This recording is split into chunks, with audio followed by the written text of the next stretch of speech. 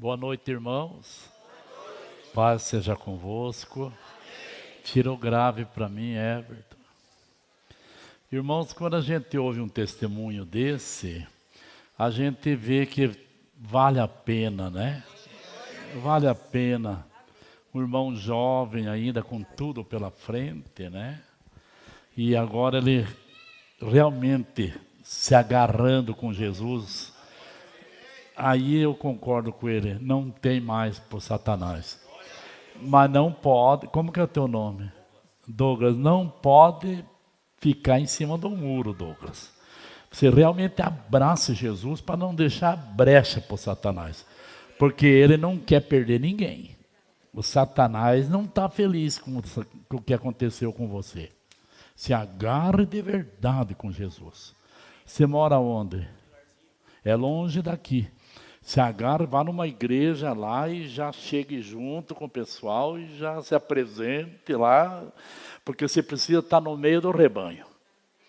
O Satanás, ele quer pegar as ovelhas que andam desgarradas, que daí elas não têm proteção, não é?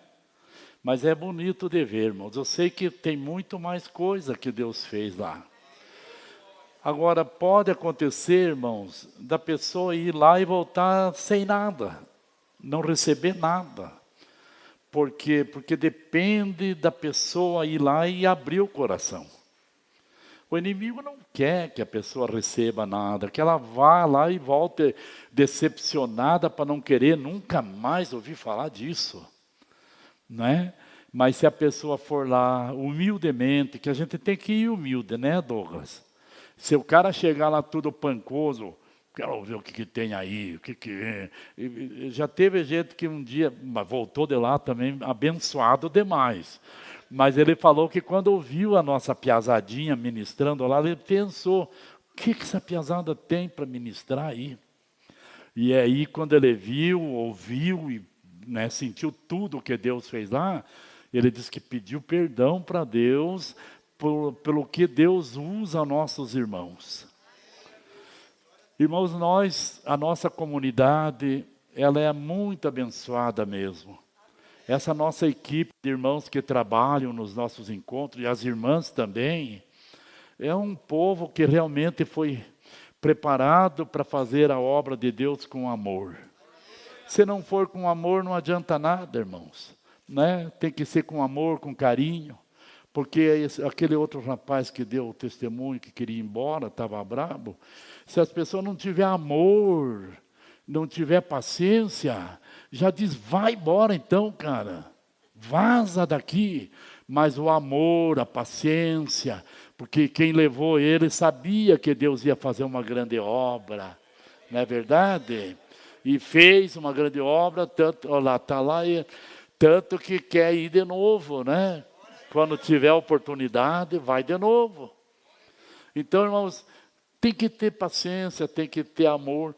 De todos os encontros que nós já tivemos, só uma mulher que uma vez precisou trazer ela embora, porque realmente não tinha como controlar ela. E aí a família foi e trouxe. Mas isso em 20 anos, uma pessoa.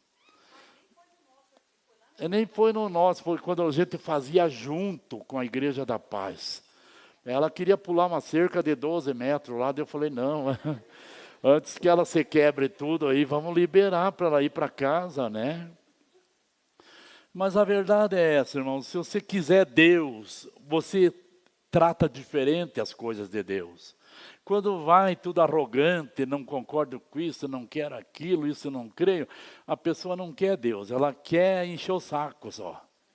Sabe, e se não for, porque Jesus mesmo diz, vinde a mim todos vós que estáis cansados e oprimidos, e eu vos aliviarei. Aprendam de mim que sou manso e humilde de coração. Se Jesus é humilde, irmãos, quem somos nós, uns porqueira, para não ser humilde? Não é verdade? Quem somos nós para ser arrogantes, se o Criador do universo é humilde? Aí chega o José, que morreu, fedeu, dali 3 dias os bichos comem tudo, arrogante. Não fecha isso aí, irmão, não tem nada a ver isso com o Evangelho. Primeira coisa que Jesus faz quando alguém vem para o Evangelho é quebrar o bico dele. Primeira coisa que Jesus faz. Se não aceitar ser quebrado, não permanece. Porque, irmãos, é maravilhoso ser crente. Mas se existe lugar também que você aprende a ser manso e humilde, é no Evangelho. E, rapaz, se você não aprender ligeirinho, você quebra a cara. Tem que aprender a ser manso e humilde. Entender que não somos nada e que precisamos de Jesus. Que sem Jesus nós estamos lascados. Não é verdade? Então, irmãos, eu quero meditar um pouco com vocês numa palavra. Eu sei que essa classe aqui está com pressa de ir para casa. Mas até às 11 nós já liberamos vocês. Nós temos uma palavra aqui, irmãos, no livro de 2 Crônicas, capítulo 14. Eu quero usar como exemplo um rei, que foi um grande rei. Vocês sabem que esse rei, que eu vou me referir a ele na nossa palavra, ele foi o 6º rei na história de Israel. O primeiro foi Saul, o segundo foi Davi, o terceiro Salomão, o quarto foi Roboão, o quinto foi Abias, e o 6º rei foi esse rei Asa. Esse rei Asa, ele é da descendente de Salomão, da descendência. No caso, ele era bisneto de Salomão. E vocês sabem que o rei que mais agradou o coração de Deus foi o rei Davi. De todos os reis que Israel teve, que Judá teve, não houve nenhum que houvesse agradado tanto o coração de Deus como o rei Davi. Ele teve seus deslizes, teve seus pecados, mas o Davi tinha uma vantagem que muitos dos outros não tinham e até nós às vezes não temos. O Davi cometeu algumas barbaridades que era coisa mesmo do arco da véia. Mas quando ele foi tocado, que Deus falou sobre o pecado dele, ele se quebrantou, ele se derramou, se jogou no chão e pediu misericórdia do Senhor. Então isso agradava a Deus no Davi. Agradava, porque Deus conhece a nossa estrutura, irmãos. Deus já sabe de longe que ninguém de nós é bom. Ele sabe de longe. Agora o que ele observa é a nossa disposição de se arrepender quando ele chama a nossa atenção. Quando ele fala, José, você pisou, você falhou, você errou, precisa mudar isso, ele observa para ver qual é a minha atitude. Né? Então, Davi foi muito privilegiado e tinha uma segunda questão. Davi era um adorador por excelência. Sabe, o Davi aprendeu. Irmãos, o Davi era inteligente. Porque se existe coisa que faz o Senhor Deus se, vamos dizer assim, se derramar para nós, é quando ele encontra um coração adorador. A Bíblia diz que os olhos do Senhor passeiam por toda a terra, procurando os verdadeiros adoradores. Então, quando ele acha um homem ou uma mulher que tem prazer em adorar a ele se derrama para aquela pessoa, ele manifesta a sua glória, ele abençoa a vida daquela pessoa. Por causa disso, o nosso Deus gosta de ser adorado. Então esse rei Asa, irmãos, como eu já disse, ele é dessa geração do Davi. Capítulo 14, eu vou ler rápido porque o tempo não é muito.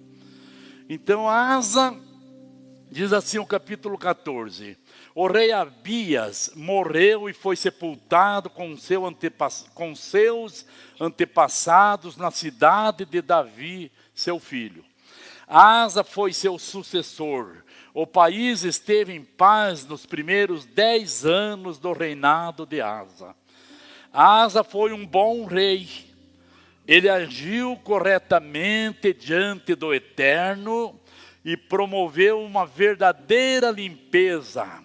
Retirou os altares pagãos, destruiu as colunas de pedra, derrubou os postes da deusa da prostituição, Azerá, determinou que todos em Judá buscassem ao Eterno, o Deus de seus antepassados, e seguissem a sua lei e o obedecessem aos seus mandamentos. Houve paz durante seu reinado, porque ele eliminou todos os altares idólatras da cidade de Judá. Como não houve guerra e a nação estava em paz, o rei pôde construir um bom sistema de defesa em Judá. O Eterno deu a ele muita tranquilidade. Irmãos, vejam que coisa boa para a gente aprender com ele aqui. A Bíblia diz que ele foi um bom rei. Ou seja, o rei Asa agradou a Deus. Deus gostava da maneira que esse rei Asa servia a ele. Não é? Então, por causa disso, o Senhor Deus abençoava o rei Asa. Mas veja que coisa interessante. A palavra diz aqui que ele agiu corretamente diante do Eterno e promoveu uma verdadeira limpeza. Irmãos, nós temos que entender, vocês que estão voltando do encontro, que estavam distante de Deus, e muitos de nós aqui que estamos começando uma jornada com Jesus, temos que entender que muitas vezes, muitas coisas vão se apegando a nós, que não agradam a Deus.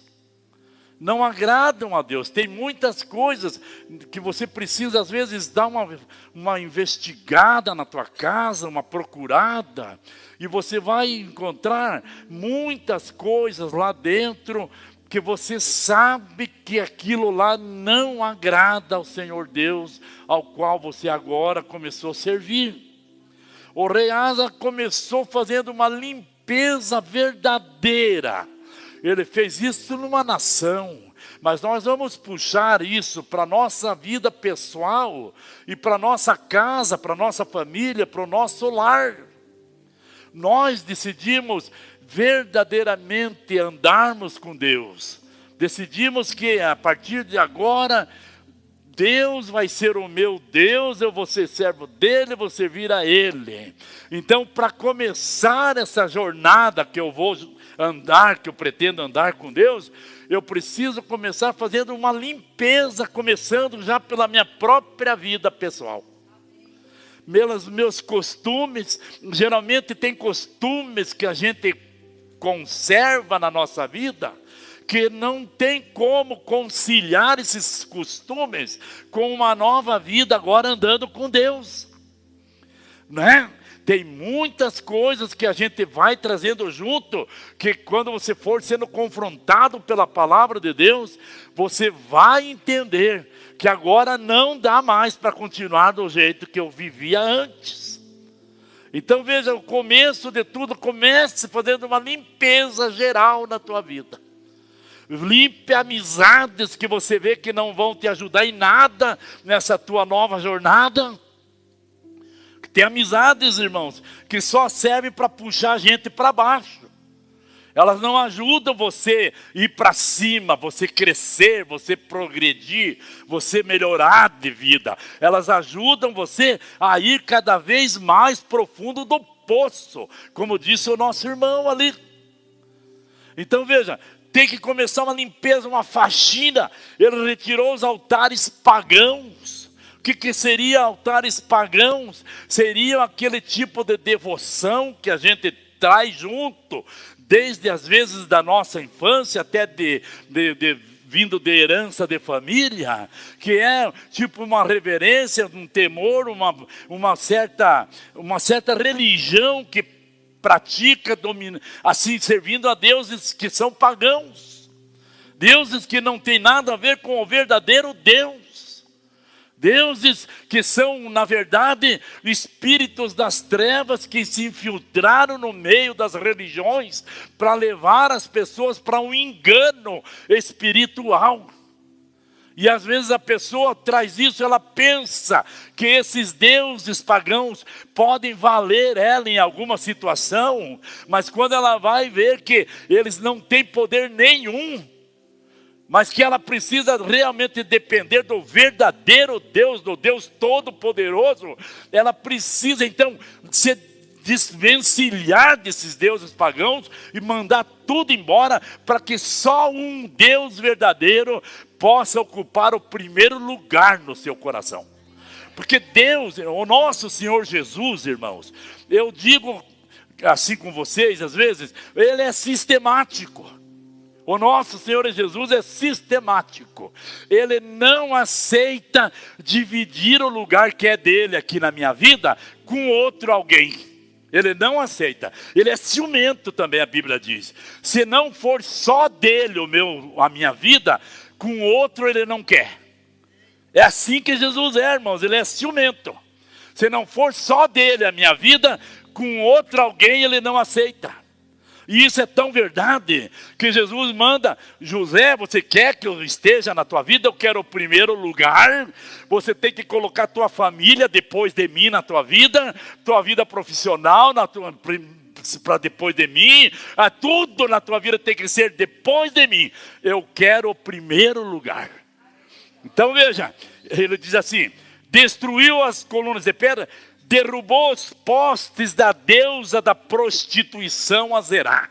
Irmãos, uma das coisas que mais vem junto com a gente quando nós vemos do mundo é esse pecado da prostituição. Esse pecado pega quase que a raça humana por inteiro.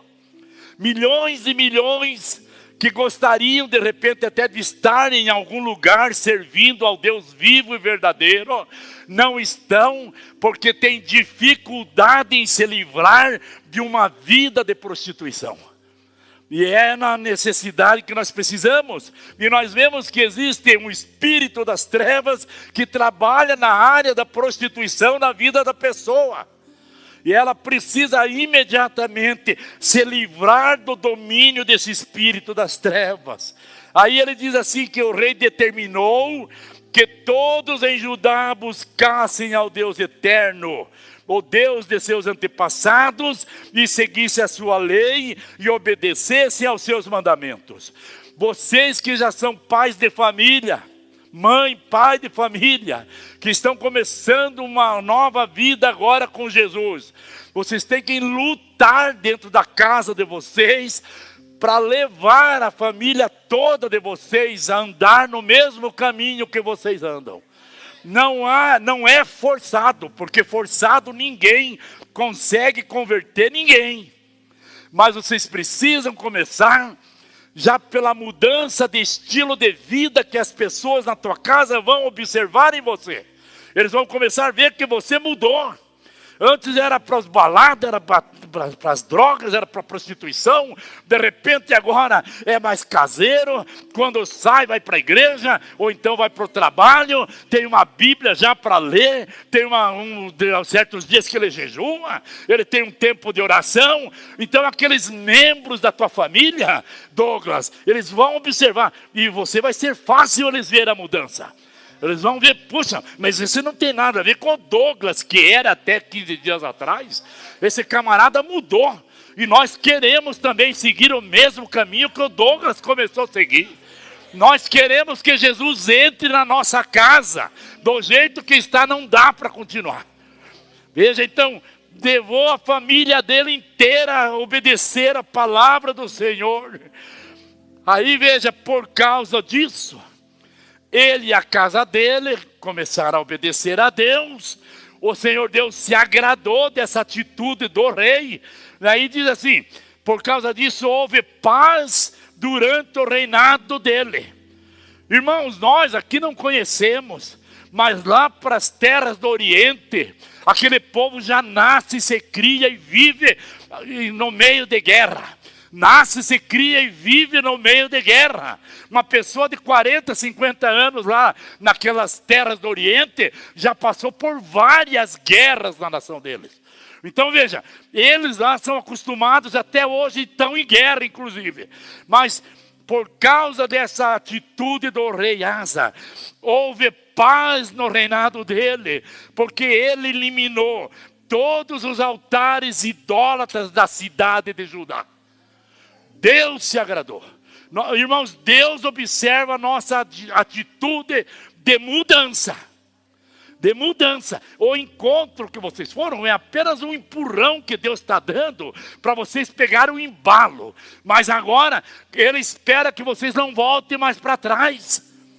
Que daqui vocês queiram avançar mais e mais e mais e mais. Quem sabe nessa turma aqui tem pastores, irmãos. Tem pastores que vão pregar o evangelho, que vão orientar rebanhos ainda no caminho do Senhor. Mas vai depender de vocês. Agora veja que coisa interessante do versículo 7 em diante. Então disse o rei Asa ao povo: enquanto pudermos e a terra estiver em paz, vamos construir um sistema de defesa, fortificando as nossas cidades com muros, torres, portões e trancas. A terra está em paz, porque estamos buscando ao Eterno, o nosso Deus. Veja, irmãos, eles entraram num tempo de tranquilidade na vida de Israel. Nós também, meus amados irmãos, quando nós começamos a nos dedicar, buscar a Deus, o Senhor Deus permite um tempo de refrigério na nossa vida. Ele permite um tempo de paz na nossa vida, um tempo que as coisas começam a dar certo para nós. As portas fechadas se abrem para nós. Aquele emprego que não vinha, Ele abre a porta, veio o emprego. Os filhos começam a ser transformados, o casamento melhora, tudo fica gostoso. Mas aí o que é que nós devemos fazer? Fazer igual o rei Asa fez. Ele disse para o povo: pessoal, nós agora estamos em paz. Todos os inimigos nossos foram derrotados, não tem ninguém tramando guerra contra nós.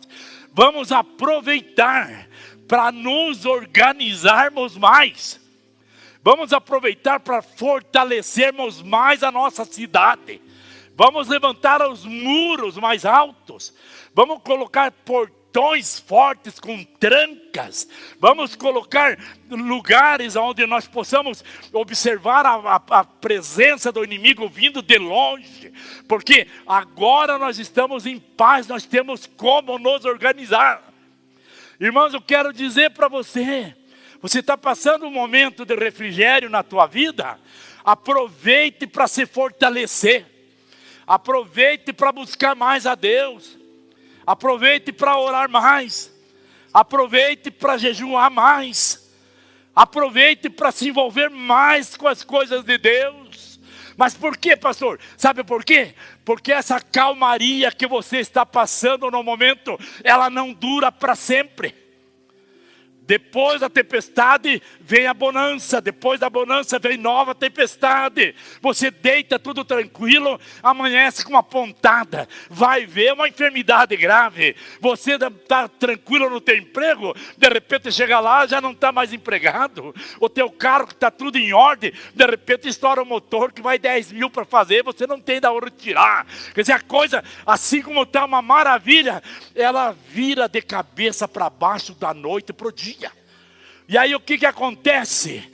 Você precisa estar fortalecido no tempo que está tudo certo, porque o dia que chegar a tua batalha, você está preparado para enfrentar a pegada, porque a pegada é forte. E se ela te pegar desprevenido, você não consegue enfrentar a guerra que vem contra você. Porque experiência própria. Quando a coisa está feia, você não tem força para orar. Não adianta, não ora. Quando a coisa está feia, nem falar em jejuar, você não consegue jejuar. Não é verdade, irmã? Quando a coisa tudo começa a correr para trás, para o nosso lado, você não consegue às vezes nem ir à igreja. Então por quê? Nós temos que aproveitar os dias de refrigério para nos fortalecer, para nos edificar, para ficar robusto na nossa vida espiritual, porque nós sabemos que o dia mau vem vindo ali. O inimigo vem, ele não para de dar pressão para cima de nós. Então veja, o rei foi sábio. Vamos nos organizar, a terra está em paz, porque estamos buscando ao Deus eterno, nosso Senhor. Ele tem nos dado descanso de todos os problemas. Ele tem nos dado descanso de todos os problemas, mas os problemas voltam, meu filho. Volta, vem enfermidade, vem luta, vem separação, vem problema no casamento, vem problema de filho, vem frieza espiritual. Às vezes você está bem espiritualmente, de repente entra uma frieza espiritual em você que você não consegue vencer. E uma falta de vontade de orar. E uma luta espiritual, né? Então quando acontece isso aí, você tem que estar revestido. Você pode diminuir a tua velocidade, mas você continua firme, dizendo: eu sei em quem eu creio. Eu sei que o meu Deus está comigo. Eu sei que essa tempestade vai passar. Eu sei porque eu já tenho experiência de outras lutas que eu passei. Eu criei experiência. Eu calejei meu ombro. Agora eu carrego a minha cruz, sabendo que a tempestade vem, mas ela passa. E eu vou permanecendo em pé. Meu rumo é Canaã, meu destino é Canaã, e vou chegar em Canaã. Nem que a vaca tussa, o meu negócio é chegar em Canaã. Você precisa criar uma estrutura espiritual, sabe? Você precisa se fortalecer. Ficar um homem de Deus estruturado, uma mulher de Deus estruturada. Porque quando vem o vento ao contrário, você está firmado na rocha. Você tem fé, você tem confiança, você conhece o Deus que você serve. Então vamos continuar aqui, vou pular um pouquinho na frente para não demorar muito. Então do versículo 9 em diante, você veja, eles estavam em paz, organizando os muros e tal e coisa. O inimigo já veio. Zerá, o etíope, saiu para atacar o rei Asa, com um exército de 1 milhão de soldados e 300 carros de guerra, e chegou a Maresa. Asa saiu para enfrentá-lo e se organizou para a batalha no vale de Zefatá, perto de Maresa. E chegou a Maresa. Ali ele, veja aqui, irmãos, duas coisas eu quero destacar com vocês. Primeiro, veja o tamanho do exército. 1 milhão de soldados equipados estavam vindo para atacar o exército do rei Asa. O exército do rei Asa, irmãos, dava a metade desse exército que vinha vindo para atacar eles. Sinceridade, se o rei Asa não tivesse preparado com o seu exército, eles já iam entrar em desespero nessa hora. Vem vindo 1 milhão de soldados para pelejar contra o nosso pequeno exército. Mas não, ele diz assim, o rei Asa, então saiu com seu exército para enfrentá-los. Não questionou, não se assustou, porque ele sabia em quem é que ele cria. Ele veja aqui, diz assim aqui, ó. Para enfrentá-lo, e se organizou para a batalha no vale de Zefatá, perto de Maresa. Ali, ele orou ao Senhor. Primeiro, foi orar. 1 milhão de soldados está vindo contra nós, mas ele saiu para a batalha, organizou seu exército que era bem menor, e ali, antes de começar a batalha, ele orou ao Senhor. O crente que tem uma estruturazinha já com Deus, irmãos, que ele já está experiente no seu andar com Deus, ele vai buscar de Deus a saída para aquela situação. Não interessa o tamanho da batalha, não importa o diagnóstico que o médico deu, não importa a situação financeira do Brasil ou do mundo. Não importa o que esteja acontecendo no mundo. Ele tem uma intimidade com Deus. Antes dele entrar em desespero, ele vai e dobra o joelho e vai falar com o Deus que ele serve. Sabe? Por isso que é interessante a gente manter uma vida espiritual com Deus enquanto as coisas estão tudo bem. Está tudo bem para o teu lado hoje? Aproveite para buscar o teu Deus. Aproveite para adorar a Deus. E aí ele orou assim: ó Eterno, quando queres ajudar, não importa para o Senhor se estás ajudando um forte ou um fraco. Ou seja, se o Senhor, meu Deus, estender a sua mão para nos ajudar, nós somos os menores.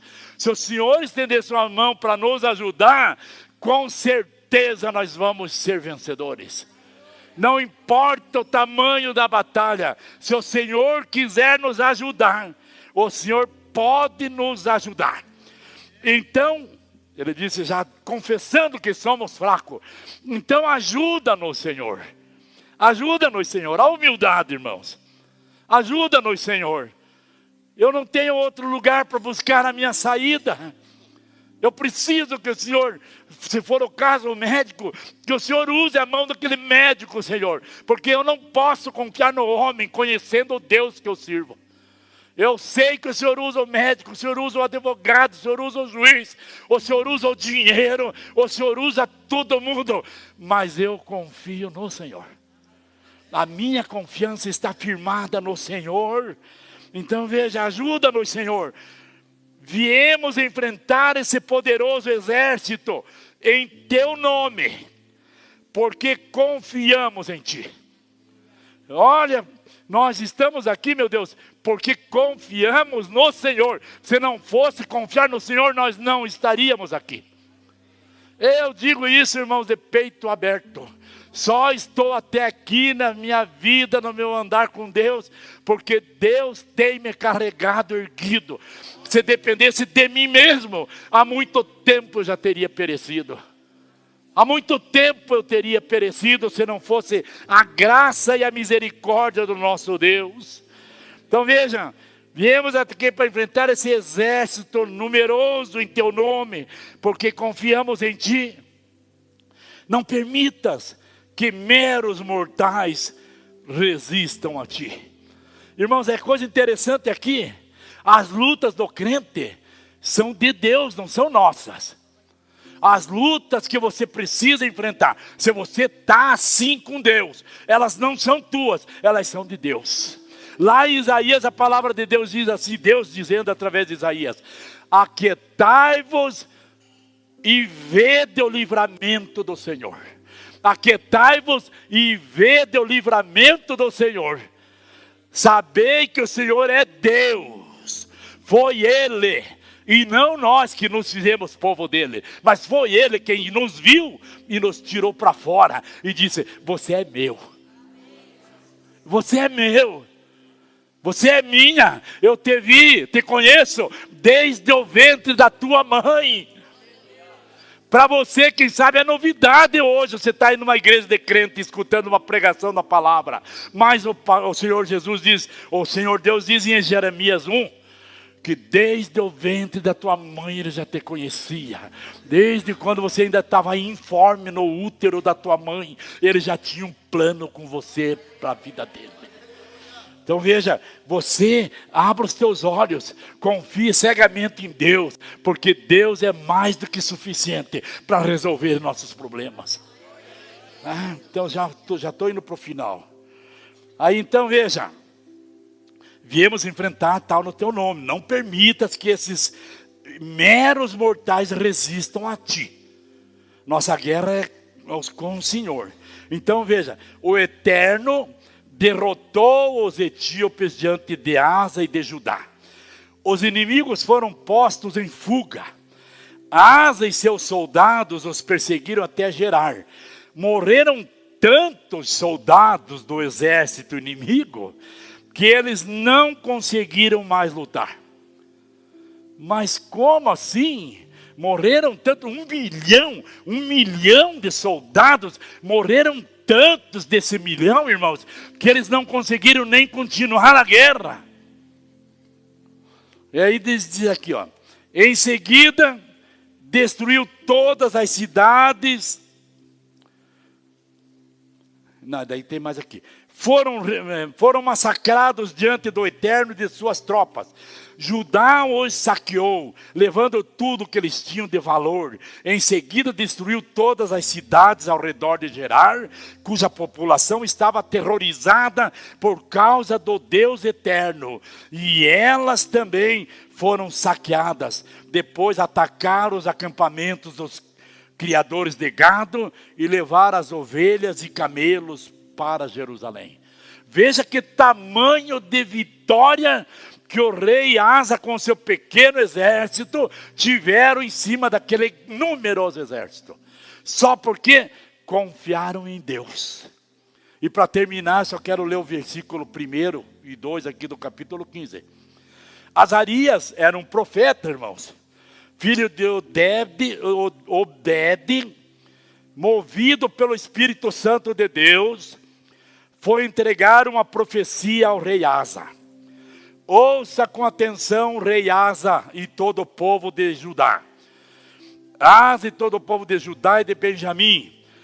O Eterno, esse aqui serve para vocês, que estão com o gás cheio aí. Isso aqui é para vocês, cara. O Eterno, Senhor Deus, permanecerá do lado de vocês, desde que vocês permaneçam do lado dele. É a palavra aqui, ó. Ele vai permanecer com vocês, desde que vocês permaneçam com ele. É a chave da coisa, está aqui. Quer ver? Se vocês o buscarem, ele deixará que o encontre. Mas, se o abandonarem, ele os abandonará. Pronto. O Senhor permanecerá com vocês enquanto vocês permanecerem com Ele. Falei para eles, mas é para todos nós, irmãos. Lá em João 15, Jesus diz assim: se vós estiverdes em mim, e as minhas palavras estiverem em vocês, pedireis tudo o que quiseres e vos será feito. É uma cumplicidade nesse relacionamento, irmãos. Não é um relacionamento de uma face só. Há uma mutualidade nesse relacionamento. É Jesus e eu e Jesus. Sabe? Somos nós dois, um relacionamento duplo, eu e ele e eu. Não existe como. Às vezes a pessoa, irmãos, quer muito que Jesus queira ela, mas ela não faz nada para querer Jesus. Sabe? Não, Jesus quer sim andar com você. Jesus quer mudar a tua história. Jesus quer te libertar, quer te curar, quer transformar a tua família, transformar a tua vida, tudo. Mas depende da nossa postura. Depende da nossa decisão. Sabe, irmãos, eu acho maravilhoso isso. Que Deus fez tudo, mas deixou para mim decidir. Ele mandou o filho dele para morrer na cruz. Jesus veio e morreu na cruz para me salvar. Ele manda anjos para cuidar de mim. Ele tem a provisão que eu preciso para me viver. Ele tem tudo o que eu preciso, ainda preparou uma eternidade para mim estar com Ele depois que eu sair daqui. Mas Ele colocou tudo isso na minha frente e disse: você escolhe. Você decide. Ele diz lá em Deuteronômios: eis que eu coloco diante de vós 2 caminhos. O caminho da bênção e o caminho da maldição. Escolha em qual desses caminhos você quer andar. Vocês já leram esse versículo lá? Escolha você em qual desses caminhos você quer andar. Por que tem que escolher, pastor? Tem que escolher, porque se você escolher andar no caminho da bênção, você tem que estar convicto de que você quer andar com Deus nesse mundo, porque todos os dias você vai ser assediado pelo inferno para que você desista de andar com Deus. Todos os dias você vai ter o Satanás trabalhando para fazer você desistir. Todos os dias você vai ter pressão. É sexo, é vícios, é droga, é mentira, é violência, é tudo que o mundo oferece. Todos os dias vão estar na palma da tua mão. Todos os dias você tem que fazer uma escolha. Escolher pecar ou escolher santificar a vida para agradar a Deus. Isso vai ser até você terminar a tua vida aqui nessa terra. Não é só 15 dias, um mês. Por os que não sabem, vou fazer 41 anos que eu aceitei Jesus. 41 anos. Até agora, o diabo não desistiu de mim ainda. Cada dia. Por que tem que jejuar? Tem que ir para a oração. Tem que estar junto com meus irmãos. Tem que estar lendo a Bíblia. Porque ali eu tenho segurança. Ali é onde eu sou guardado. Eu jejuo, venço aquela fraqueza, eu vou para a oração, me fortaleço, eu leio a Bíblia, recebo uma palavra que me anima, me fortalece, e assim eu sei, já aprendi isso no começo, que ia ser até o final. Por isso que Jesus diz assim, quem permanecer firme até o fim, será salvo. Amanhã mesmo vocês vão poder voltar lá no botecão. Amanhã mesmo, viu, Douglas? Amanhã mesmo. Os caras que te conhecem vão dizer, você virou bunda mole, cara. Vai virar crente agora, babacão. Burrão. Eles vão fazer de tudo para te tirar. Aí é onde o Douglas vai ter que dizer, não, cara, eu sei o que estou fazendo. Eu sei em quem eu estou crendo. Eu sei em quem eu creio. Minha vida pertence a Ele. E agora até o final da minha jornada vai ser com Jesus. Você já tomou tua decisão ao lado de Jesus? Você vive em guerra com certeza. Com certeza. Ah, pastor, mas a minha vida está tudo boa, assim, correndo tudo maravilhosamente bem. Não preciso de Jesus. É engano teu. É engano porque o tempo bom não dura para sempre. Assim como o tempo ruim, mal também não. A noite amanhece o dia escurece a noite, e assim é a vida. Mas vai chegar uma hora que você vai dar de cara com uma rua sem saída. E aonde eu vou buscar o socorro? O meu socorro vem de Deus, que fez o céu e a terra, e tudo o que neles há. Existe uma guerra, sabe por quê? Porque às vezes a pessoa não quer largar do que o mundo oferece para ser um crente. Numa forma assim bem chula mesmo. A pessoa não quer largar do que o mundo oferece para ser crente. Porque a pessoa tem uma ideia errada, ela pensa que ser um cristão, que servir a Deus, é simplesmente ser crente. Frequentar uma igreja de crente, que não pode nada, não pode isso, não pode aquilo, não pode nada. Mas não, é engano, o mundo não sabe o quanto é gostoso servir a Jesus. É maravilhoso servir a Jesus. Mas você tem que aprender a servir a Jesus. Quando a gente vem do mundão, irmãos, com casca e tudo, a gente tem que entrar na escola do evangelho para aprender a andar com Jesus. Que muda a vida da gente, muda. Você vem com música arada do mundo, e coisa arada, Milionário José Rico, Amado Batista. Né, verdade? O Amado Batista. Aí você vai começar a aprender que as músicas que louvam a Deus são muito mais bonitas do que essas músicas do mundo. Mas muito mais bonita. Às vezes eu até quero escutar uma música assim. O meu rádio, às vezes, eu pego ali uma rádio que não é evangélica, pulo ali, e tá lá uma musicona secular, nem falou quase nada ainda, eu já sinto. Não é um hino. Vocês nunca tiveram essa experiência? Não é um hino. O cara abriu a boca, as primeiras palavras já você vê, não era hino, era uma música mesmo mundana. Por quê? Porque o Espírito não testifica com nós, irmãos. Sabe, você já mudou toda a tua programação. Agora você gosta de ouvir uma palavra. Você gosta de estar no culto. Você gosta de ouvir um hino gostoso. Quando tem os encontros, você quer ir trabalhar lá. Esses irmãos que foram servir vocês, eles estão cheios de felicidade servindo vocês lá. Sabe? Eles estão felizes. As nossas irmãs, a mesma coisa.